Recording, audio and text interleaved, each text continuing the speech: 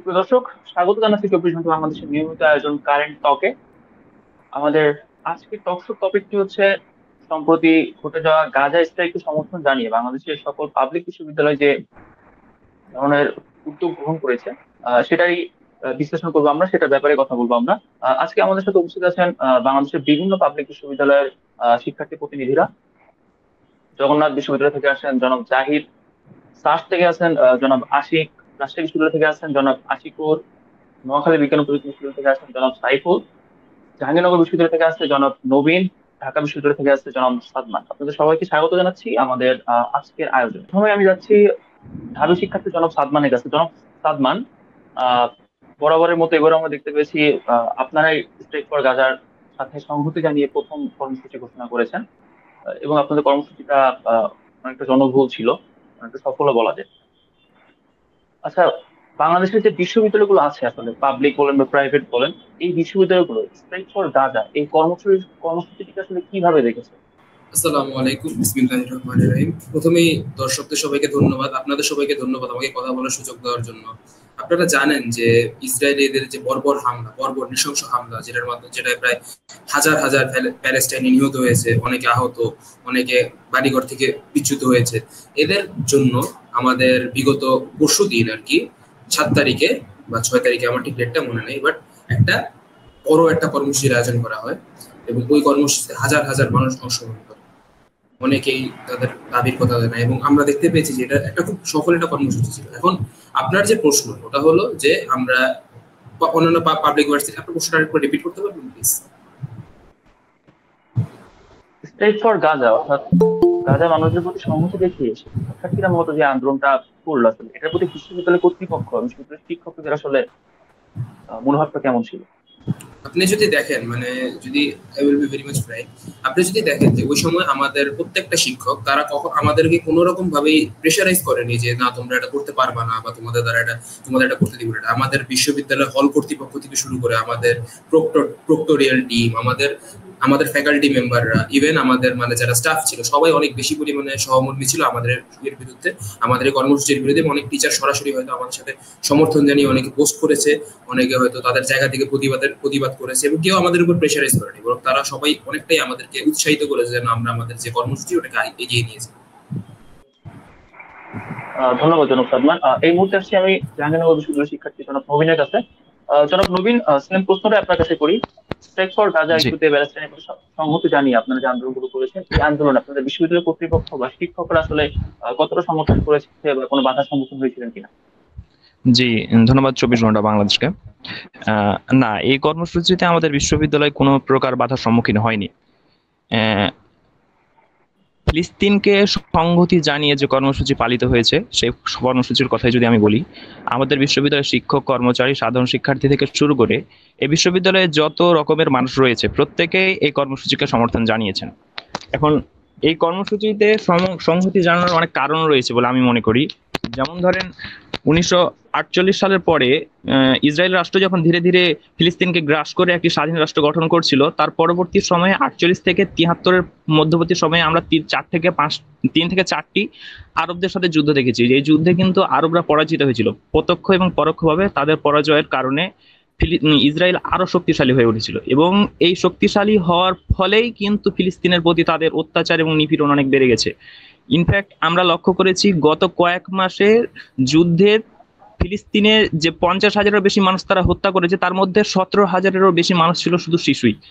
অর্থাৎ আরবদের যে এই অনীহা, মুসলিমদের বিষয়ে তাদের যে এত উদাসীনতা, এই উদাসীনতার কারণে আমাদের বিশ্ববিদ্যালয়ের শিক্ষক থেকে শুরু করে কর্মচারী, এমনকি প্রত্যেকটা শিক্ষার্থীর মধ্যে যে একটা সুপ্ত ক্ষোভ ছিল, তার বহিঃপ্রকাশ ঘটেছে গত 7 তারিখ, 8 তারিখ, এমনকি আজকে 9 তারিখেও।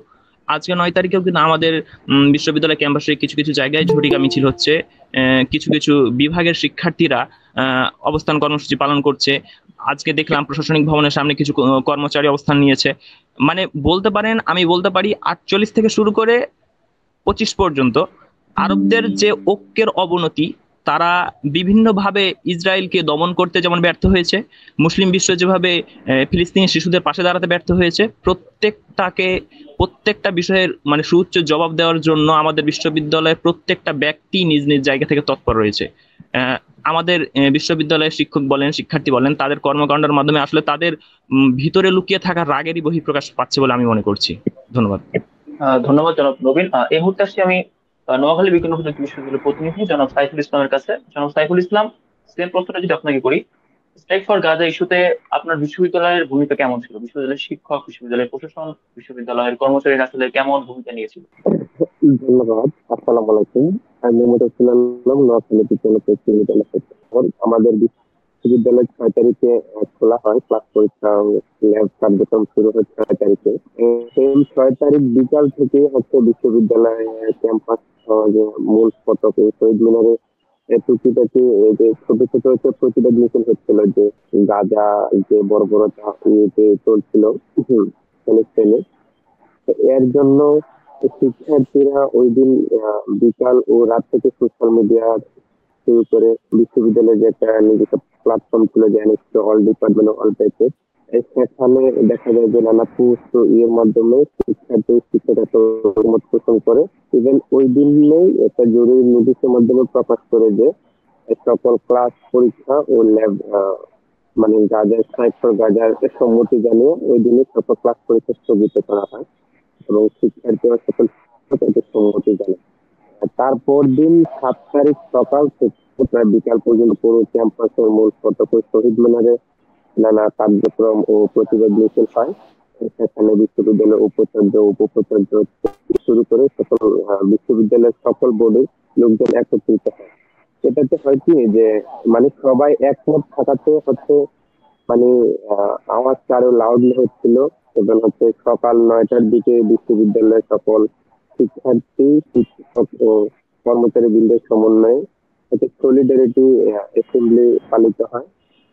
তার কিছুক্ষণ পরে 11টার দিকে হচ্ছে বিশ্ববিদ্যালয়ের এনএসইউ ছাত্র দল কর্তৃক আয়োজিত তাদের কেন্দ্রীয় নির্দেশনা মোতাবেক মুখে কালো কাপড় বেঁধে তারা হচ্ছে তাদের কর্মসূচি পালন করে এবং গাজার সম্মতি গাজার বর্বরতা হত্যার প্রতিবাদ জানিয়ে তাদের কাছ থেকে তাদের স্টেপ ক্লিয়ার করে। এবং ওই দিন হচ্ছে তারা নানাভাবে স্লোগান দিতে থাকে যে বয়কট বয়কট ইসরায়েল, বয়কট ও free free Palestine, 1 2 3 Palestine will be free, এরকম টাইপের নানা যে তারা ইয়েতে মেতে উঠে আর কি। এবং এখন পর্যন্ত সকল শিক্ষার্থীর মধ্যে সেই তাদের রাগের খুবই ইসরায়েলের প্রতি যে রাগ খুব এখনো তা প্রকাশ পাচ্ছে। সামনে এটা আরো যে মিডিয়ার মাধ্যমে আস্তে আস্তে প্রচার বাড়ছে আর কি, দিন দিন যেতে যাচ্ছে তাদের হচ্ছে পরিধি বৃদ্ধি পাচ্ছে। বিশ্ববিদ্যালয় প্রশাসনের পক্ষ থেকে আপনারা কি সহযোগিতা পেয়েছিলেন নাকি কোনো ঝামেলা, কোনো বাধার সম্মুখীন হয়েছেন এরকম কিছু? না, ওইরকম কোনো বাধার সম্মুখীন সবাই একসাথে ছিল বলে ওরকম কোনো বাধার সম্মুখীন হয় না। এখন পর্যন্ত হচ্ছে বিপরীতে কেউ কাজ করেনি আর কি। সবাই একমত থাকার কারণে হচ্ছে বিশ্ববিদ্যালয়ে সকল কার্যক্রম প্রতিবাদ মিছিলগুলো সফলভাবে সম্পন্ন করেছে আর কি। ধন্যবাদ জনাব সাইফুল ইসলাম। এই মুহূর্তে আমি যাচ্ছি জনাব জাহিদের কাছে, আমাদের যমুনা বিশ্ববিদ্যালয়ের প্রতিনিধি। জনাব জাহিদ, স্ট্রাইক ফর গাজা আপনার বিশ্ববিদ্যালয় কেমন ভাবে পালিত হলো এবং আপনার বিশ্ববিদ্যালয়ের প্রশাসনের দৃষ্টিভঙ্গি কেমন ছিল? জি, ধন্যবাদ সবাইকে, ধন্যবাদ দর্শকদের এবং সমালোচকদের। আসলে আমাদের জগন্নাথ বিশ্ববিদ্যালয়ে আমাদের আয়োজন মানে প্যালেস্টাইনের জন্য আয়োজন করা হয়েছিল। বিষয়টা হচ্ছে আমাদের ছোট ছোট আয়োজন দিয়ে খুব একটা আহামরি ফিলিস্তিনকে ইসরায়েলকে খুব একটা ঘায়েল করা যাবে না, কিন্তু আমাদের সকল বিশ্ববিদ্যালয় যে এই মানে তাদের যে বর্বরতা, সেই বর্বরতার বিরুদ্ধে তাদের যে প্রতিবাদ মিছিল এবং সংহতি মানে সম্মেলন হয়েছে, এটা খুব প্রশংসার দাবি রাখে। দেখেন, জগন্নাথ বিশ্ববিদ্যালয়ে শুধুমাত্র যখন 6 তারিখ, আমি 6 তারিখে থেকে শুরু করি, 6 তারিখ থেকে যখন ফিলিস্তিন থেকে তখন হরতাল, সারা বিশ্বব্যাপী হরতালের একটা ডাক দেওয়া হয়েছিল, তখন আমরা সকল আমাদের জগন্নাথ বিশ্ববিদ্যালয়ে প্রায় 38টা ডিপার্টমেন্ট এবং 2টা ইনস্টিটিউট আছে, সবাই মোটামুটি ক্লাস এবং পরীক্ষা বর্জন করে। এবং 7 তারিখে জগন্নাথ বিশ্ববিদ্যালয় শিক্ষক সমিতি 7 তারিখে সকাল 12টার সময় একটা সংহতি সম্মেলন করে এবং সংহতি সম্মেলনে পর একটা বিক্ষোভ মিছিল করে, যে বিক্ষোভ মিছিলটা আমাদের এখানে আপনারা জানেন জগন্নাথ বিশ্ববিদ্যালয় বাহাদুর শাহ পার্ক হয়ে রায়সাহবাগ মাজার মোড় হয়ে পুরো গ্রাউন্ড দিয়ে জগন্নাথ বিশ্ববিদ্যালয়ে এসে উপস্থিত হয়। তো তখন আমরা আসলে এভাবে চাপ কোনোদিনই ফেস করি নাই। আমাদের শিক্ষক, শিক্ষার্থী সবাই একজোট হয়ে এই সংহতি এবং এটা পালন করা হয়েছে। সবচেয়ে ভালো বিষয় হচ্ছে ওই দিনই জগন্নাথ বিশ্ববিদ্যালয়ের শিক্ষক সমিতি ওই দিন একটা সাংবাদিকের সাথে একটা প্রেস ব্রিফিং করে। প্রেস ব্রিফিং এ বলে হচ্ছে 9 তারিখ 10 তারিখ আগামীকাল মার্চ ফর প্যালেস্টাইন ফিলিস্তিন হবে, যে আমরা যুক্তরাষ্ট্রের যে দূতাবাস এবং সৌদি আরবের দূতাবাস, সেই দূতাবাসে যাব এবং তাদের রাষ্ট্রদূতকে স্মারকলিপি দিব। তো বলা যায় যে আমাদের আয়োজনটা এরকমই ছিল। আমরা মনে করতেছি যে কালকে আয়োজনটা আরো বড় হবে। আজকেও একটা ছোট ছোট মিছিল হয়েছে, কিন্তু কালকে আয়োজনটা একটু বড় বলে আশা করি, এবং আমরা উপর থেকে কোনো রকম চাপ ফেস করি নাই। শিক্ষকদের কাছ থেকে অন্তত কোনো রকম চাপ ফেস করিনি। ধন্যবাদ। ধন্যবাদ সনদ জাহিদ।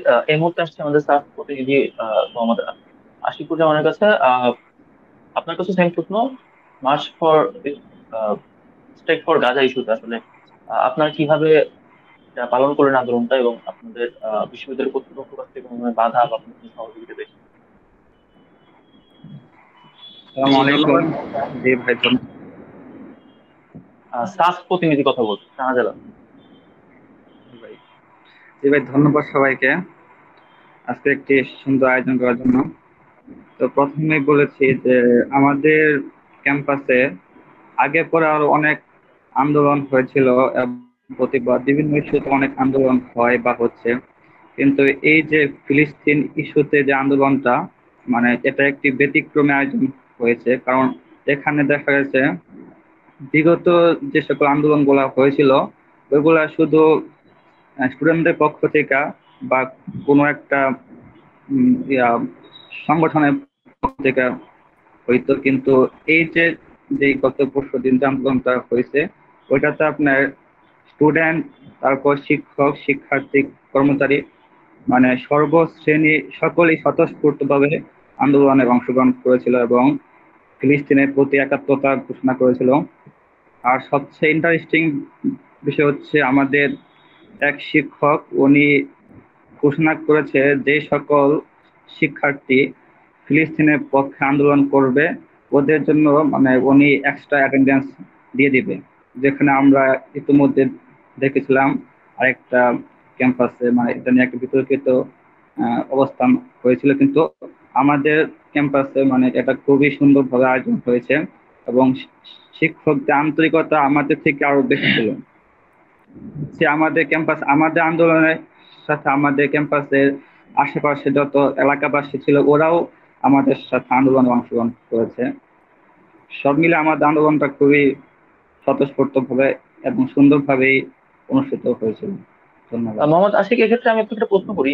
যেমন আপনি বললেন যে আপনাদের একজন শিক্ষক বলেছিলেন যে যারা এই আন্দোলনে অংশগ্রহণ করবে তাদেরকে ডাবল অ্যাটেন্ডেন্স দেওয়া হবে, আর এর বিপরীতে আমরা দেখতে পেয়েছি ড্যাফোডিল ক্যাম্পাসে এটি হয়েছে যে শিক্ষার্থীকে হুমকি দিয়েছে কেউ যদি ওইদিন অংশগ্রহণ না করে ক্লাসে তাহলে তাকে অ্যাটেন্ডেন্স দেওয়া হবে না, আরো অনেক ঝামেলার মুখোমুখি করবে। এখন এখন পর্যন্ত আমরা যতটুকু রিপোর্ট পেয়েছি আন্দোলনে নিষেধাজ্ঞা বা আন্দোলনে বাধা সম্মুখীন করা হয়েছে মূলত প্রাইভেটের শিক্ষার্থীদেরকে। পাবলিকের ক্ষেত্রে এমন কোনো অভিযোগ আমরা এখন পর্যন্ত পাইনি। আপনার কি মনে হয় যে পাবলিক আর প্রাইভেটের কারণে আসলে আমাদের এই বিষয়টা আমরা ভিন্নতা দেখতে পাচ্ছি? আন্দোলন তো এটা পাবলিক আর প্রাইভেট কোনো ইস্যু না, যেহেতু এটা গোটা বাংলাদেশের সকলেই সর্বস্তরের জনগণ এটার সাথে একাত্মতা ঘোষণা করেছিল। তো আমি ব্যক্তিগতভাবে যেটা মনে করি এটা হচ্ছে পাবলিক, প্রাইভেট এবং সর্বস্তরের জনগণের আন্দোলন, এখানে কোনো পার্থক্য নেই। আচ্ছা, ধন্যবাদ জনাব আশিক। এই মুহূর্তে আমরা যাচ্ছি আমাদের রাজশাহী বিশ্ববিদ্যালয়ের প্রতিনিধি জনাব আশিকের কাছে। আপনার কাছে আমি সেম জিনিসটা জানতে চাইবো, স্ট্রাইক ফর গাজা ইস্যুতে আসলে আপনাদের ভার্সিটির শিক্ষার্থীরা কি ধরনের কর্মসূচি পালন করেছে এবং বিশ্ববিদ্যালয় কর্তৃপক্ষ আপনাদের কর্মসূচিতে কতটা সহযোগিতা করেছে বা কোনো বাধার সম্মুখীন হয়েছে? জি, ধন্যবাদ 24 ঘন্টা বাংলাদেশকে আমাকে কথা বলার সুযোগ করে দেওয়ার জন্য।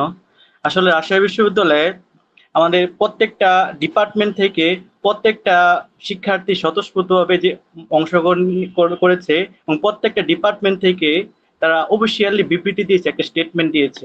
এবং এই ধারাবাহিকতায় 6 তারিখ থেকে এই স্টেটমেন্ট দেওয়া শুরু হয়, যখন গাজার উপর হামলা শুরু হয়েছে ইসরায়েলি বর্বরতাভাবে, তখন থেকেই আমাদের রাজশাহী বিশ্ববিদ্যালয়ের শিক্ষার্থীরা, মানে প্রত্যেকটা ডিপার্টমেন্টের শিক্ষার্থীদের অফিসিয়াল ভাবে স্টেটমেন্ট দেওয়া শুরু হয়েছে। তখন রাজশাহী বিশ্ববিদ্যালয়ে যে মেন যে অফিসিয়াল ইয়াটা আছে, ওইখান থেকে শিক্ষার্থীদের সাথে একাত্মতা পোষণ করে রাজশাহী বিশ্ববিদ্যালয়ের মেন অফিসিয়াল পেজ থেকে মানে এই গাজার প্রতি যে হামলা হয়েছে ওইটার প্রতি তারা প্রতিবাদ জানিয়েছে রাজশাহী বিশ্ববিদ্যালয় প্রশাসন। এবং এই ধারাবাহিকতা 7 তারিখে রাজশাহী বিশ্ববিদ্যালয়ের সকল প্রশাসন, বিসি, প্রো বিসি, তারপর হচ্ছে ছাত্র উপদেষ্টা, প্রক্টর সহ সকল শিক্ষকদেরকে নিয়ে রাজশাহী বিশ্ববিদ্যালয় একটা প্রতিবাদ সমাবেশ করে 7 তারিখে। ওই 7 তারিখে রাজশাহী বিশ্ববিদ্যালয়ের সকল শিক্ষার্থী, তারপরে সকল রাজনৈতিক দল, তারপর হচ্ছে সকল শিক্ষক শিক্ষিকা সবাই অংশগ্রহণ করে। এখানে আমাদের যে বিসি আছে, সে সালেহ হাসান নকিব, উনি বলেছে যে রাজার প্রতি যে নৃশংস হত্যা চালাচ্ছে এটা কিন্তু আমাদের মুসলিম হিসেবে যে আমরা প্রতিবাদ করি এটা না, এটা কিন্তু মানবতা বিরুদ্ধে একটা অপরাধ। যে কেউ মানে এটাকে যে মনে করবে এত নৃশংস ভাবে শিশুদেরকে হত্যা করতেছে, এই সালেহ হাসান নকিব এটাই বলেছে। তিনি বলেছেন আরো যে আমার জীবন দশায় হতে আমি হয়তো আমার ফিলিস্তিনকে স্বাধীন দেখে যেতে পারবো, এটা আমি আশা করছি। আমাদের ছাত্রদের প্রতি আহ্বান জানিয়েছে যে সালেহ হাসান নকিব আমাদের প্রত্যেককে মানে গাজার প্রতি সহমর্মিতা দেখিয়ে তৈরি হওয়ার জন্য। আর রাজশাহী বিশ্ববিদ্যালয়ের ছাত্র শিবির, তারপর হচ্ছে ছাত্র দল, তারপর হচ্ছে ছাত্র আন্দোলন সহ সকল দলের সভাপতি সহ সবাই ওইখানে উপস্থিত ছিলেন এবং সবাই গাজার প্রতি সমর্থন জানিয়েছেন এবং ইসরায়েলের প্রতি নিন্দা জানিয়েছেন। এবং ওইখানে আমাদের কিছু শিক্ষক ছিল যারা ভিন্নধর্মী ছিল, যেমন হিন্দু ছিল, তারপর ভিন্নধর্মী লোক ছিল, তারাও গাজাবাসীর প্রতি সহমর্মিতা দেখিয়েছে এবং ইসরায়েলের যে এই বর্বর হামলা চালিয়েছে এর প্রতি তারা প্রতিবাদ জানিয়েছে। ধন্যবাদ। ধন্যবাদ। ঠিক এই মুহূর্তে আমি আসছি ঢাবি শিক্ষার্থী জনাব সাদমানের কাছে। জনাব সাদমান, যে প্রশ্নটা একটু আগে আসলো সেটা হচ্ছে যে পাবলিক ইউনিভার্সিটিতে কিন্তু আসলে এই আন্দোলনে উৎসাহিত করা হয়েছে। আমরা যেমনটা শুনলাম, শাহজালাল বিজ্ঞান ও প্রযুক্তি বিশ্ববিদ্যালয়ের একজন শিক্ষক বলেছে যারা আন্দোলনে যোগ দিয়ে তাদেরকে ডাবল অ্যাটেন্ডেন্স দেওয়া হবে। কিন্তু পক্ষান্তরে আমরা বেশ কিছু প্রাইভেট বিশ্ববিদ্যালয়ে দেখেছি যেখানে হচ্ছে আন্দোলনকে নিরুৎসাহিত করা হয়েছে। আন্দোলনে অ্যাটেন্ড হলে বা ওদের ক্লাসে না আসলে তারা ঝামেলার সম্মুখীন হবে, এরকম কথা শোনা গিয়েছে বেশ কয়েকবার। আপনার কি মনে হয় পাবলিক আর প্রাইভেট এই দুইটা আলাদা বিশ্ববিদ্যালয়ের কালচার আলাদা হওয়ার কারণে এই ভিন্নতাটা দেখতে পাচ্ছি আমরা?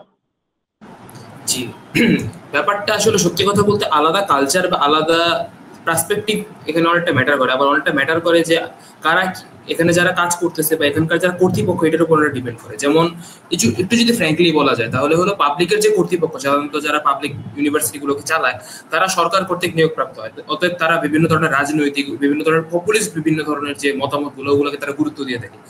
এমনকি বিশেষ করে আমরা যদি দেখি যে গত সরকারের আমলে কিন্তু বাংলাদেশের বর্তমানে যে পাবলিক ইউনিভার্সিটি গুলো আছে সেগুলো কিন্তু অনেকটা বিগত দলের একটা হাতের পুতুলে পরিণত হয়ে গেছিল বা তাদের মতো করে চলতেছিল। আবার আমরা দেখি যে এখনো অব্দি মানে যদি একটা বলে স্টুডেন্টরা যদি একটা সমন্বিত দাবি নিয়ে ওদের সামনে যায় তাহলে কিন্তু ওরা ওটা মেনে নিতে বাধ্য হয় এরকম। অতএব যে পাবলিক ইউনিভার্সিটির যে অ্যাডমিনিস্ট্রেশনটা ওটা অনেক বেশি পরিমাণে পপুলিস্ট। রাদার আমরা যদি দেখি প্রাইভেট ইউনিভার্সিটির ব্যাপারে, তো প্রাইভেট ইউনিভার্সিটির যে অ্যাডমিনিস্ট্রেশনটা আছে, অ্যাডমিনিস্ট্রেশনটা অনেক বেশি পরিমাণে ফোকাসড হলো তাদের গোলের জন্য। কারণ প্রাইভেট ইউনিভার্সিটি পাবলিক ইউনিভার্সিটির তুলনায় অনেক বেশি পরিমাণে টাকা পয়সা চার্জ করে এবং তাদের একটা সবসময় মানে একটা প্রেশার থাকে বা তাদের একটা সবসময় গোল থাকে যে আমরা পড়াশোনার বাইরে অন্য কিছুকে খুব একটা বেশি প্রায়োরিটাইজ করবো। Point number 1। পয়েন্ট নাম্বার 2 হইতেছে যে এই ধরনের বড় বড় যে ইউনিভার্সিটি গুলো আছে, like daffodils, like north south university, like east West university, like BRAC, এগুলোতে কিন্তু প্রচুর পরিমাণে বৈদেশিক ফান্ডিং আসে, প্রচুর পরিমাণে বৈদেশিক লোকজন এখানে আসে, তাই না? তো স্বাভাবিকভাবে তাদের একটা রেপুটেশন নষ্ট হওয়ার ভয় থাকে যে যদি এদিকে হয় তাহলে কোনো কর্তৃপক্ষরা সরাসরি স্বীকার করে না, বাট তাদের মধ্যে ভয় থাকে। এটা একটা। থার্ড একটা হলো যে ফ্যাকাল্টি মেম্বারের সাথে স্পেসিফিক্যালি আমি সবাইকে দোষ দিব না, বিশেষ করে যে একজন ফ্যাকাল্টি মেম্বারের জন্য তো সব প্রাইভেট ইউনিভার্সিটিকে দোষ দেওয়া যায় না, বাট যিনি এই কাজটা করেছে এটার যদি আমরা একটু ডিপ ডাইভ করি তাহলে আমরা বুঝতে পারবো যে ওনার অনেকটা মোটিভ ছিল যে উনি হয়তো এটাকে দেখায় ইউএস যে গ্রিন কার্ড আছে বা ইউএস যে ভিসার জন্য আবেদন করা এরকম একটা কিছু সে করতে চাইছে। তো এখানে আপনার ফ্যাকাল্টিও ম্যাটার করে। আপনার যে ফ্যাকাল্টি টিচার, যে ফ্যাকাল্টি আপনার পাবলিক ইউনিভার্সিটিতে একরকম আচরণ করতেছে, তাকে আপনি দেখবেন যে প্রাইভেটে অন্যরকম আচরণ করতেছে। এবং এখানে অনেক বেশি পরিমাণে ম্যাটার করে এই জন্য, কারণ সে পাবলিকে যে টাকাটা পায় ওই টাকাটার প্রতি তার লয়ালিটি বা তার লায়াবিলিটি একরকম, এবং প্রাইভেটে যেটা পায় তার প্রতি তার লায়াবিলিটি একরকম। ওখানকার অ্যাডমিনিস্ট্রেশন একরকম, এখানকার অ্যাডমিনিস্ট্রেশন আরেকরকম। আমি মনে করি এটা একটা ফ্যাক্টর। ধন্যবাদ জনাব সাদমান। আমি এই মুহূর্তে আসছি জাহাঙ্গীরনগর শিক্ষার্থী জনাব নবীনের কাছে। জনাব নবীন, এই যে আন্দোলন স্বতঃস্ফূর্তভাবে শিক্ষার্থীরা অংশগ্রহণ করেছে, আমরা দেখতে পেয়েছি বিপুল সংখ্যক শিক্ষার্থী অংশগ্রহণ করেছে প্রায় বাংলাদেশের সব ক্যাম্পাসে। আপনার কি মনে হয় যে শিক্ষার্থীদের এই আন্দোলনটা আসলে স্বতঃস্ফূর্ত ছিল, তারা নিজের ইচ্ছাতে এসেছে, নাকি এর পিছনে কোনো রাজনৈতিক এজেন্ডা ছিল, রাজনৈতিক দলগুলোর কোনো ভূমিকা ছিল? জি না, আমি এই আন্দোলনে আসলে আমাদের বিশ্ববিদ্যালয় ক্যাম্পাসে কোনোভাবে রাজনৈতিক তৎপরতা আমি লক্ষ্য করিনি। 6 তারিখ 7 তারিখ যেই দিন আমাদের ক্যাম্পাসে এই কর্মসূচির সাথে সংগতি জানানো হয়, আমি সর্বপ্রথম যা খেয়াল করেছি, আমাদের বিশ্ববিদ্যালয়ের উপাচার্য নিজেই আমাদের বিশ্ববিদ্যালয়ের অফিসিয়াল পেজে এসে এই আন্দোলনের সাথে সংহতি প্রকাশ করে একটি সমাবেশে ডাক দিয়েছিলেন। এমনকি 8 তারিখে শিক্ষক সমিতির যে সমাবেশ ছিল, সেই সমাবেশেও কিন্তু আমাদের উপাচার্য মহোদয় সম্মুখ সারিতে থেকে এই আন্দোলনকে সফলতার মুখ দেখিয়েছেন। মজার ব্যাপার হচ্ছে, এই আন্দোলনের সাথে ছাত্রদল এবং ছাত্র শিবির তারা রাজনৈতিক যে এজেন্ডা নিয়ে মাঠে থাকুক না কেন, আমার সাংবাদিকতার জায়গা থেকে যেটুকু মনে হয়েছে, তারা মানবতার খাতিরেই মাঠে এসেছে। মানে বিষয়টা হচ্ছে যে ফিলিস্তিনের যে হত্যাকাণ্ড চলছে বা যে গণহত্যা চলছে, এটি তো আসলে কোনো ধর্মের বিষয় না, এটি একজন মানুষ মাত্রই উপলব্ধির বিষয়। এভাবে শিশুদের নির্বিচারে হত্যা করা, এত এত মানুষকে গণহত্যা স্বীকার করছে তারা, এটা তো আসলে আত্ম উপলব্ধির বিষয়। এখানে শিক্ষক বলেন, কর্মচারী বলেন, বিভিন্ন রাজনৈতিক দলের লোকজন বলেন, সবাই নিজের ব্যক্তিত্বকে প্রশ্ন করেই কিন্তু এই জায়গাতে এসেছে।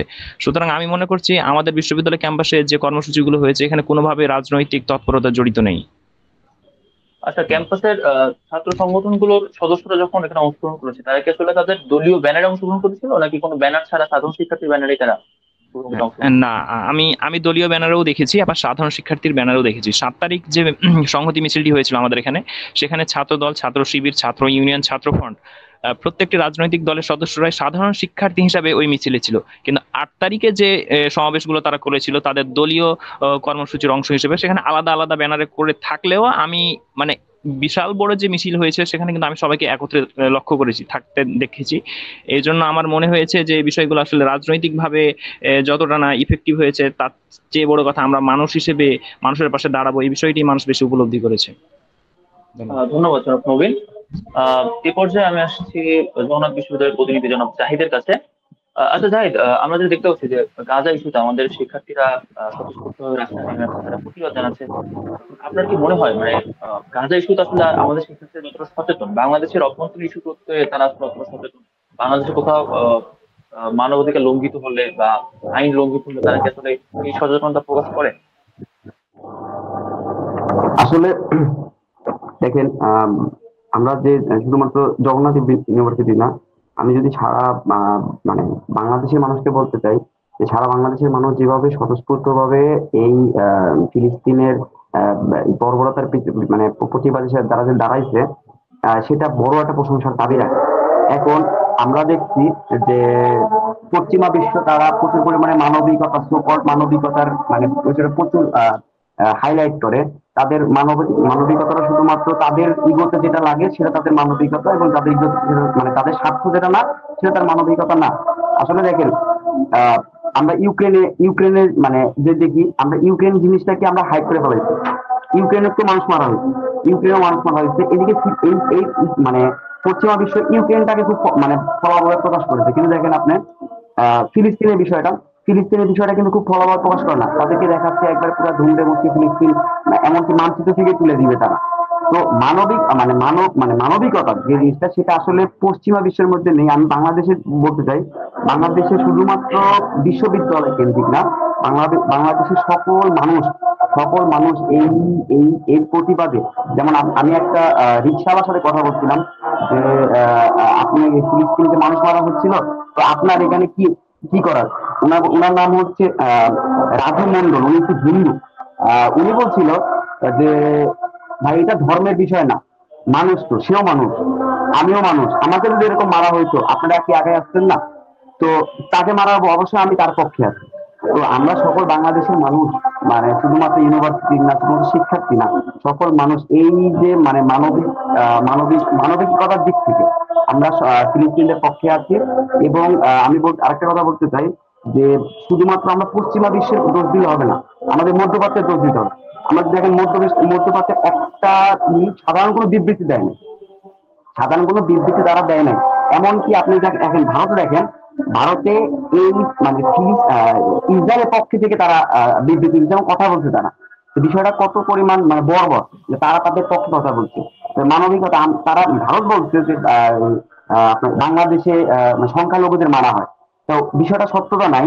কিন্তু তেমনই দেখেন, কিন্তু ফিলিস্তিনে যখন মারা হলো তারা উল্টা বিবৃতি দিল যে আমরা ইসরায়েলের পক্ষে আছি। বিষয়টা খুব নিকারজনক। এবং আমি এটা আশা করব যে বাংলাদেশের প্রধান থেকে শুরু করে যারা আছে, তারা যদি বাংলাদেশের মানে মতমোড়ল যারা, তারা যদি ফেসবুকে কথা বলে, তারা যদি বিভিন্ন সেমিনারে কথা বলে, তাহলে এই জিনিসটা আরো হাইলাইট হবে। আমি বলতেছি না যে এটা করে আমি ফিলিস্তিনে আমি বর্বরতা বন্ধ করে দিতে পারবো, কিন্তু আমি একটা সমর্থন জানাতে পারি যে কাজটা করতেছে, কাজটা ভুল করতেছে, এই কাজটা পক্ষে আমরা না। তো আমি চাবো যে বাংলাদেশের সকল মানুষ এটার বিপক্ষে নিজের স্লোগান ধরে রাখুক এবং ঝান্ডা হাতে নিয়ে মাঠে নামে। ধন্যবাদ। ধন্যবাদ জনাব জাহিদ। এই মুহূর্তে আমি যাচ্ছি আমাদের সাস প্রতিনিধি জনাব আশিকুরের কাছে। জনাব আশিকুর, আপনার কি মনে হয় মানে আমাদের যে 5ই আগস্ট পরবর্তী বাংলাদেশে অনেক কিছু চেঞ্জ পেয়েছি, তো আপনার কি মনে হয় যদি 5ই আগস্ট না ঘটতো তাহলে এই যে সকল শিক্ষার্থী ও সকল শ্রেণী পেশার মানুষ যেভাবে স্ট্রাইক ফর গাজার উপলক্ষে গাজার জন্য ফিলিস্তিনি মানুষের জন্য তাদের সহানুভূতি দেখে রাস্তা নেমে আসলো, 5ই আগস্ট না হলে কি আসলে এই স্বতঃস্ফূর্ততা থাকতো মানুষের মধ্যে? আপনার কি মনে হয়? আমাদের রাবি প্রতিনিধি মোহাম্মদ আশিক, আপনার কাছে যদি সেম প্রশ্নটা করি, আপনার কি মনে হয় আসলে 5ই আগস্ট ঘটার কারণে বাংলাদেশের মানুষের মধ্যে স্বতঃস্ফূর্ততা বৃদ্ধি পেয়েছে, বা 5ই আগস্টের আগে এরকম একটা আন্দোলন হলে কি মানুষ স্বতঃস্ফূর্ত ভাবে সেখানে অংশগ্রহণ করতো? রাজশাহী বিশ্ববিদ্যালয়ের প্রতিনিধি জনাব আশিক। জি, ধন্যবাদ 24 ঘন্টা বাংলাদেশকে। আসলে আমরা বলতে চাচ্ছি যে মানে 5 আগস্টের আগে যে পরাধীন বাংলাদেশ ছিল, ওইখানে যদি আমাদের মানে ওই সময় কিন্তু আমাদের দেখেছি যে ফিলিস্তিনের প্রতি হামলা হয়েছে, এবং ওই সময় দেখেছি যে মানুষ স্বতঃস্ফূর্তভাবে মানে ফিলিস্তিনের যে হামলা হয়েছে ওই হামলার প্রতি প্রতিবাদ জানিয়েছে এবং ইসরায়েলিদের নিন্দা জানিয়েছে। আপনারা জানেন যে আগেও কিন্তু কোকা কোলা, তারপর ইসরায়েলের যে পণ্যগুলো ছিল, বাংলাদেশ কিন্তু অনেক আগে থেকে এই মানে ইসরায়েলের যে পণ্যগুলো ওইগুলো বয়কট করে আসতেছে, এবং ফিলিস্তিনিদের যে প্রতি যে অন্যায় অবিচার হচ্ছে, এই অবিচারটা কিন্তু তারা অনেক আগে থেকেই তারা প্রতিবাদ করে আসছে। এখন হচ্ছে বাংলাদেশ 5 আগস্ট পরবর্তী বাংলাদেশে যে আমরা এখন মানে একটা রাজনীতি, ওই সময় কিন্তু একটা রাজনৈতিক ব্যানারে প্রতিবাদ হয়েছিল, কিন্তু এখন আমরা দেখতেছি 5 আগস্টের পরে সবাই স্বতঃস্ফূর্তভাবে মানে এক কাতারে হয়ে একটা উম্মাহ হিসেবে যে মানে ফিলিস্তিনের প্রতি যে একটা সহমর্মিতা, এই সহমর্মিতা হিসেবে তারা এই ফিলিস্তিনের প্রতি যে ইসরায়েলের হামলাটা, এই হামলার প্রতি তারা প্রতিবাদ জানিয়েছে। ধন্যবাদ জনাব আশিক। এই মুহূর্তে আমি আসছি ঢাবি শিক্ষার্থী জনাব সাদমানের কাছে। জনাব সাদমান, সোশ্যাল মিডিয়া একটা কথা ঘুরপাক খাচ্ছে, সম্ভবত সবসময় কোনো একটা ঘটনা ঘটতে তার পক্ষ বিপক্ষ থাকে, এবং আমরা দেখতে পাচ্ছি যে দুঃখজনক হলেও প্যালেস্টাইন ইস্যুতে বাংলাদেশের সাধারণ মানুষের এই স্বতঃস্ফূর্ত আন্দোলনকে বাংলাদেশেরই একটা ক্ষুদ্র অংশের মানুষ ভালো চোখে দেখছে না। তারা যে প্রশ্নটা করছে সেটা হচ্ছে যে বাংলাদেশ তৃতীয় বিশ্বের একটা ছোট দেশ, এই ছোট দেশের কিছু মানুষ রাস্তায় নামলে আসলে আমেরিকার বা ইসরায়েলের কি যায় আসে? প্যালেস্টাইনের মানুষের জন্য কি আদৌ এটা উপকারী কিছু হচ্ছে? এই বিষয়টাকে আপনি কিভাবে দেখবেন? আচ্ছা, এই বিষয়ে কথা বলার আগে আমি ছোট একটা হাদিস দিয়ে শুরু।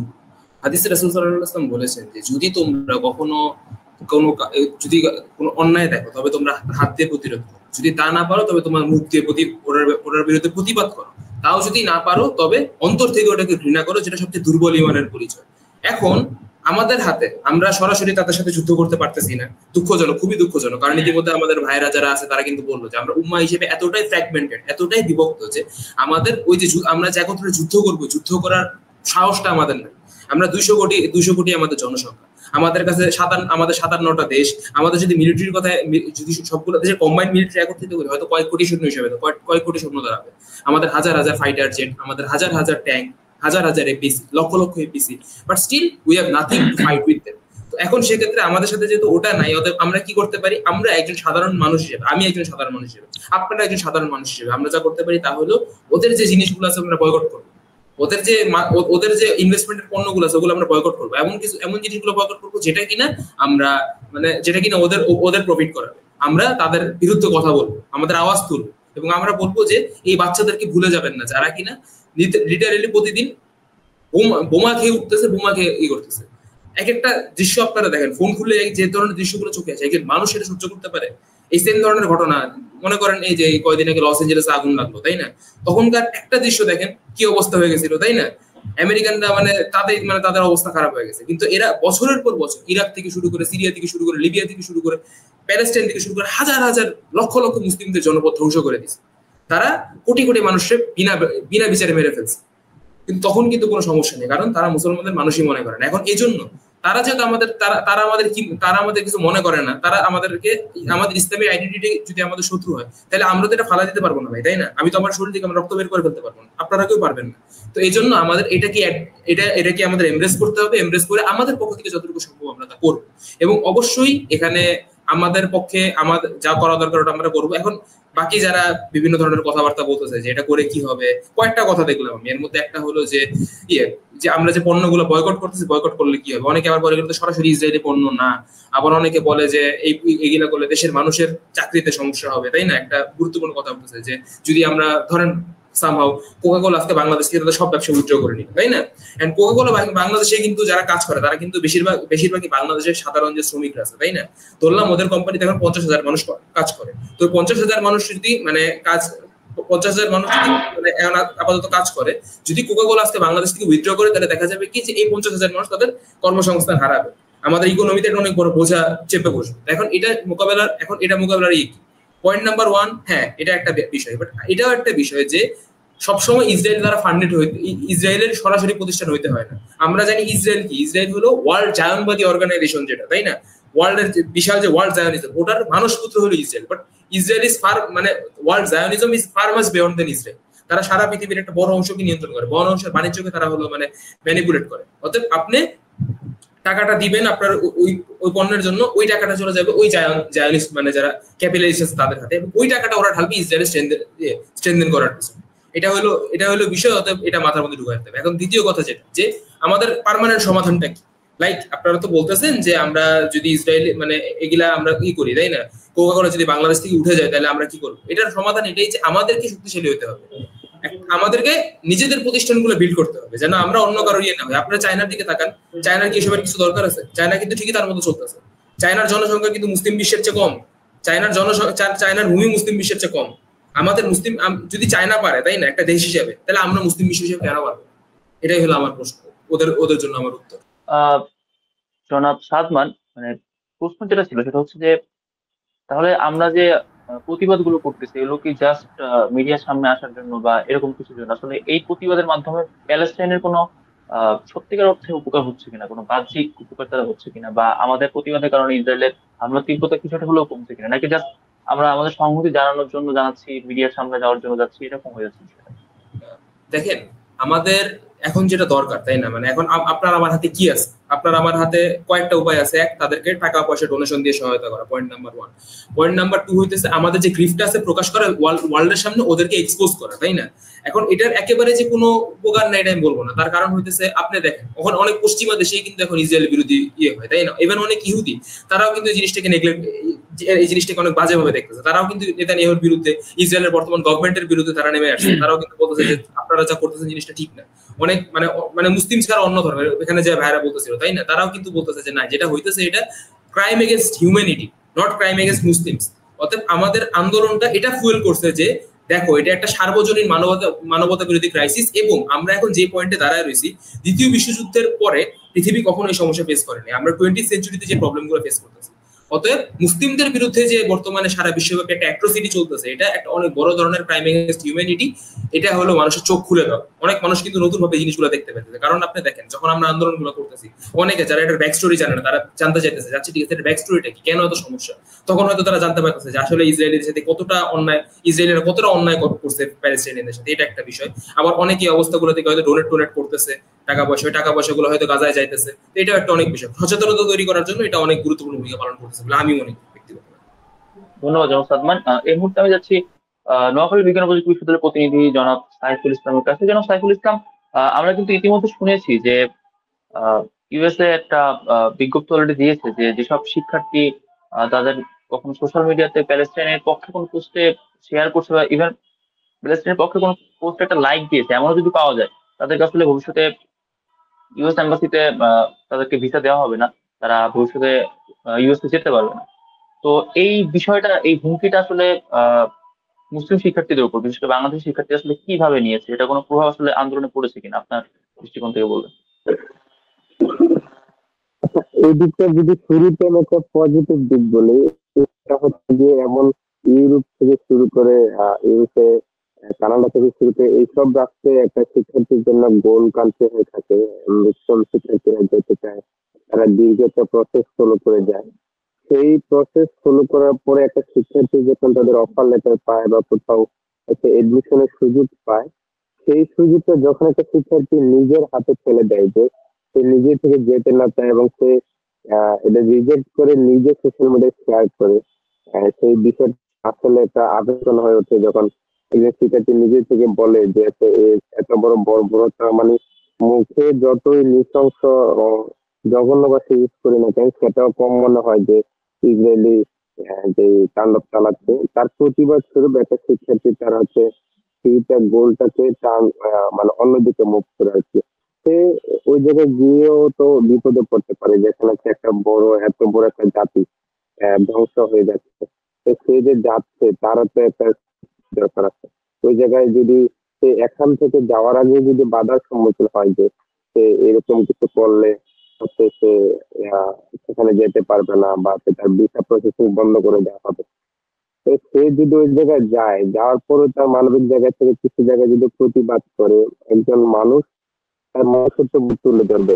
মনুষ্যত্ব বোধ তুলে ধরতে গিয়ে যদি সে বাধার সম্মুখীন হয়, এই হয়তো সেটা তো বড় হতে পারে। ওই দিক থেকে আমার ব্যক্তিগত মতামত হিসেবে যেটা মনে হয় যে একজন শিক্ষক যাওয়ার আগে সে তার হচ্ছে চক্ষু বুঝতে পারতেছে যে হচ্ছে তার আসলে এক্সাক্ট সেফটি জায়গাটা কোথায়। তো কিছু ক্ষেত্রে একজন শিক্ষার্থী যদি গুণ সম্পূর্ণ হয়, তার হচ্ছে মেধাকে বিকশিত করার মতো আরো অনেক সুন্দর ভালো একটা জায়গা আছে। ওই দিক থেকে আমার মনে হয় কি ওই একটা অপরচুনিটি মিস, তার হচ্ছে অন্যদিকে মুভ করার আরো যথেষ্ট সুযোগ আছে, এটা আমার মনে হয় আর কি। ধন্যবাদ জনাব সাইফুল। এই পর্যায়ে আছে আমাদের জগন্নাথ বিশ্ববিদ্যালয়ের প্রতিনিধি জনাব জাহিদের কাছে। জনাব জাহিদ, আপনার কাছে যে প্রশ্নটা আমি করছি সেটা হচ্ছে যে প্যালেস্টাইন ইস্যুতে কিন্তু আসলে পৃথিবীর নানা প্রান্তে আমরা প্রতিবাদ দেখতে পেয়েছি। ইভেন ইউএস এর মতো একটা জায়গা যারা প্যাট্রোনাইজ করছে সরাসরি ইসরায়েলকে, সেখানেও কিন্তু আহ, ধনী বাবাদের সন্তানরা যারা আসলে প্যালেস্টাইন ইস্যুতে মাথা ঘামানোর কোনো দরকারই ছিল না, বা তারা ইভেন মুসলিমও না, তারা অনেক বড় বড় প্রতিবাদ করেছে, সেখানে পুলিশ বাধ্য হয়ে লাঠিচার্জ করতে হয়েছে আন্দোলনকে দমাতে। কিন্তু পক্ষান্তরে আমরা দেখতে পাচ্ছি যে পাকিস্তান বা তুরস্ক, এই ধরনের দেশগুলো, তুরস্কে কিছু দেখা যাচ্ছে, বা পাকিস্তানে কিন্তু আমরা বড় ধরনের কোনো ছাত্র আন্দোলন গড়ে উঠতে দেখিনি প্যালেস্টাইনের পক্ষে। বা আরব বিশ্বের কথা তো বাদই দিলাম, আরব বিশ্ব এ ধরনের কোনো আন্দোলন দেখতে পাচ্ছি না, ওখানে আন্দোলন খুব কঠোরভাবে দমন করা হয়। তো আসলে এই বিষয়টা আপনি কিভাবে দেখবেন, কেন পাকিস্তানের মতো একটা মুসলিম সংখ্যাগরিষ্ঠ দেশে সাধারণ ছাত্ররা প্যালেস্টাইনের পক্ষে আন্দোলন নামতে পারছে না, যেখানে ইউএস এর খ্রিস্টান ছাত্ররা আন্দোলন করছে? ওকে, ধন্যবাদ। আসলে প্রশ্নটা হচ্ছে, আপনি সহজ একটা ব্যাখ্যায় উত্তর দেওয়া যায় যে মানে বিবেক থাকলে, মানে আমি যদি দেখতেছি যে গণহত্যা হচ্ছে, তো সেখানে যদি আমি প্রতিবাদ না করি, আমার সর্বোচ্চ যেটা মানে করা দরকার সেটা যদি আমি না করি, তাহলে আমি কিভাবে মানুষের জন্মগ্রহণ করলাম? আপনি দেখেন আপনি যেটা বললেন যে আমেরিকাতে বা ইউএসএ তে কিছু মানুষ এটার বিপক্ষে বাবা তাদের তাদের ওই বিবেকটা আছে যে তাদের মানে বিরুদ্ধে গণহত্যাটা হচ্ছে, এবং গণহত্যাটা কি শুধুমাত্র মুসলমানদের হচ্ছে? আসলে মুসলমানদের মারা হচ্ছে মুসলমানদের, কিন্তু জিনিসটা আলটিমেটলি সে একটা মানুষ, মানুষকে মারা হচ্ছে। তো তারা সেভাবে করছে, কিন্তু পাকিস্তানের বিষয়টা আমি বলি যে বিভিন্ন দেশ তার বিভিন্ন মতবাদ বা বিভিন্ন তার স্বার্থ রক্ষার জন্য বিভিন্ন কাজ করবে। যেমন মধ্যপ্রাচ্য করছে না, আমি বললাম কি মধ্যপ্রাচ্য সাধারণ বিবৃতি পর্যন্ত দিচ্ছে না। তো পাকিস্তানকে আমি কেন যে ওইভাবে বলবো যে সে বিবৃতি দিচ্ছে না? কিন্তু সেটা পাকিস্তানের ব্যর্থতা, সেটা পাকিস্তানের ব্যর্থতা। আপনি এখন যদি বলেন যে আমরা জুলাই আন্দোলনের কথা আছে, যে জুলাই আন্দোলনে পাকিস্তান তারা ওখানে মানে আমাদের সংহতি জানানোর জন্য করছে, তো আমাদের কি আলটিমেটলি কিছু হয়েছে? মানে জুলাই আন্দোলনে তো পাকিস্তান ওইখানে পাকিস্তানের ওইখানকার মানুষ আমাদেরকে উজ্জীবিত করার জন্য চেষ্টা করছিল, তাই না? কিন্তু বিষয়টা হচ্ছে যে তার দেশের স্বার্থ রক্ষার জন্য কাজ করবে। এখন সেই স্বার্থটা যদি মানুষের বিপক্ষে দেয়, যেমন আমি কোন বিবৃতি দিলাম না, পাকিস্তান যেমন কোন বিবৃতি কেন, পাকিস্তান কিছুই দেয় নাই। আমি বলছি মধ্যপ্রাচ্য তো দেয়ই নাই, আবার পাকিস্তানও দেয় নাই। আপনি আফগানিস্তানে আছেন, আফগানিস্তানও দেয়নি। তো আপনি মানে এগাদের দিচ্ছে না, তো সেটা তাদের ব্যর্থতা, সেটা তাদের সেটা মানে প্রশংসার দাবি রাখে না, কিন্তু তাদের ব্যর্থতা হিসেবে মেনে নিতে হবে। আর ইউএসএ কথা আসে, ইউএসএ তারা মনে করছে যে বিষয়টা মানে মানবিকতা লঙ্ঘন হচ্ছে এখানে, তো আমার এখানে প্রতিবাদ করা উচিত, সেটা আমি যে দেশেই থাকি। এটা হইতে পারে। এটা কি সরকারের ক্ষেত্রে কোনো ব্যাপার আছে যে ধরেন ইউএস সরকার হয়তো আন্দোলনের ক্ষেত্রে কিছুটা ফ্লেক্সিবল, বিকজ ওখানে প্রেসিডেন্টকে গালি দেওয়া খুবই সহজ, যেহেতু চাইলে হোয়াইট হাউসের সামনে যে ট্রাম্পের একটা ব্যঙ্গচিত্র প্রদর্শন করতে পারে। কিন্তু পাকিস্তান গভর্নমেন্ট আবার তুলনামূলক অনেকটা শক্তিশালী, বা হয়তো পাকিস্তান গভর্নমেন্ট যেহেতু ইউএস ঘেঁষা, এই কারণে হয়তো ইউএস কে টোটাল হতে চাচ্ছে না বলে তাদের প্রেসিডেন্টকে আন্দোলন থেকে দূরে রাখছে, এমন কিছু হতে পারে। অনেক কিছু হতে পারে, অনেক কিছু হতে পারে। বিষয়টা হচ্ছে আপনি দেখেন পাকিস্তান এমন একটা রাষ্ট্র এবং তাদের ভৌগোলিক অবস্থান এমন একটা অবস্থান যে পাকিস্তান এই চীনপন্থী, এই আমেরিকান পন্থী, আবার মানে দুই পন্থী মনে হয়, কিন্তু আসলে পাকিস্তান কোন পন্থী আপনি কিন্তু আইডেন্টি বলতে পারবেন না। বিভিন্ন নিজের স্বার্থ হাসিলের জন্য সে পাকিস্তানের পন্থী যায়, আবার কিছু বিভিন্ন স্বার্থ হাসিলের জন্য সে চীনের পন্থী যায়। তো পন্থী কে কোন পন্থী সেটা বিষয় না, বিষয়টা হচ্ছে হ্যাঁ রাজনৈতিক চাপ তো আছে। যেমন আপনি দেখেন যে পাকিস্তান হচ্ছে মিডিয়া সেক্টরে সবচেয়ে নিচের দিকে, পাকিস্তান আফগানিস্তান এগুলা মিডিয়া সেক্টর সবচেয়ে নিচের দিকে। অবশ্যই তারা যখন এইভাবে ব্রিফলি মানে মানে ব্রডলি জিনিসটা খোলামেলা করবে, অবশ্যই পাকিস্তান সরকার তাকে চাপ দিবে। এটা তো এটাই বাস্তবতা, কারণ নইলে গণমাধ্যম রাষ্ট্রে এমন নিচে নিচে তারা যাইতো না। তো হ্যাঁ এটা তাদের ব্যর্থতা। আর পাকিস্তান আমেরিকার কথা যদি আসি, আমেরিকা বিভিন্ন মানে রাষ্ট্রকে চেপে ধরার জন্য তাদের বিভিন্ন টুল ব্যবহার করে, বিভিন্ন টুল হিসেবে ব্যবহার করে। যে পাকিস্তান একটা টুল, পাকিস্তানকে যদি আমি হাতে নিতে পারি তাহলে পাকিস্তান চীনপন্থী যাবে না, আবার কিন্তু পাকিস্তানকে আপনি কোনো পন্থী ফেলাইতে পারবেন না। পাকিস্তান মাঝে মাঝে দেখবেন যে ভারতের সাথে একটা চুক্তি মানে চুক্তি করতেছে, আবার মধ্যপ্রাচ্যের অনেক দেশের সাথে চুক্তি করতেছে। তো আপনি বিভিন্ন দেশের তার স্বার্থ রক্ষার জন্য যে কোনো দেশ যে কোনো কাজ করতে পারে। এখন বিষয়টা হচ্ছে আমি মানবতা মানে কতটুকু দেখাইলাম সেই বিষয়টা আসল, যে পাকিস্তান সেই জিনিসটা দিকে মানে আমি তাকে জিরো দিব, কারণ তারা দেয়নি, আফগানিস্তান দেয়নি, মধ্যপ্রাচ্য দেয়নি। তো তারা তো তাহলে ওই মুসলমান, আসলে আমরা যে পাকিস্তানকে মুসলমান দেশ বলি, যদি মুসলমান হইলো তাহলে যে তারা তাহলে সাপোর্ট করতো, যে এই মানে প্রতিবাদ করতো, প্রতিবাদ তারা করেনি। তো মুসলমান বিষয় না, বিষয়টা হচ্ছে তারা হ্যাঁ তারা মানে আন্তর্জাতিক মহল থেকে হয়তো চাপ মানে কি করতে, এবং তাদের মিডিয়া খুবই দুর্বল, পাকিস্তানের মিডিয়া খুবই দুর্বল, এই জন্য তারা ব্রিফলি ব্রডলি তারা বলতে পারছে না। ধন্যবাদ জনাব জাহিদ। আমরা প্রায় শেষের দিকে চলে এসেছি। আমাদের শেষ প্রশ্নটা আমরা করতে যাচ্ছি আমাদের ঢাবি শিক্ষার্থী জনাব সাদমানকে। জনাব সাদমান, সেই প্রাচীন প্রশ্নটা দিয়ে আমরা শেষ করতে যাচ্ছি। কেন ইসরায়েলের বিরুদ্ধে আরবরা ঐক্যবদ্ধ হতে পারছে না? কেন 200 কোটি মুসলিম থাকা সত্ত্বেও এই ক্ষুদ্র রাষ্ট্রটিকে থামানো সম্ভব হচ্ছে? দেখেন, আপনি যদি আরবরা এই পর্যন্ত তাদের সূচনা লগ্ন থেকে এই পর্যন্ত ইসরায়েলের বিরুদ্ধে তারা 4টা যুদ্ধ করছে এবং 4টা যুদ্ধেই তারা হারছে। ধরেন আমি আপনার সাথে যুদ্ধ করলাম, যুদ্ধ করার পর আমি আপনার সাথে যুদ্ধে হারলাম এবং একবার না বারবার হারলাম। এখন আমার কি কোনো মোরাল অথরিটি আছে যে আমি আমার কোনো বিষয় আপনার উপর ইম্পোজ করবো? নাই, কারণ পৃথিবীর নিয়ম এটাই। We have to B very much realist যে সব সময় যে বিজেতা সে বিজিতের উপর শর্ত আরোপ করবে, বিজিতের কোনোদিন বিজেতার উপর শর্ত আরোপ করার মতো ক্ষমতা নাই। এই সমস্যার সমাধান ততদিন হবে না যতদিন পর্যন্ত আরবরা মুসলিমরা একত্রিত একটা পঞ্চম যুদ্ধ করবে, এবং পঞ্চম যুদ্ধে তারা যদি ইসরায়েলকে মাত দিতে পারে, দেন আমরা আমাদের ইচ্ছাটা ওদের উপর ইমপ্রুভ করতে পারবো। তার আগে এটা পসিবল।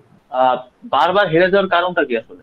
আমাদের তো বারবার হেরে যাওয়ার কারণ হইতেছে, প্রথম কথা একটা সমন্বিত আবেগ বা সমন্বিত একটা কমান্ডের অভাব।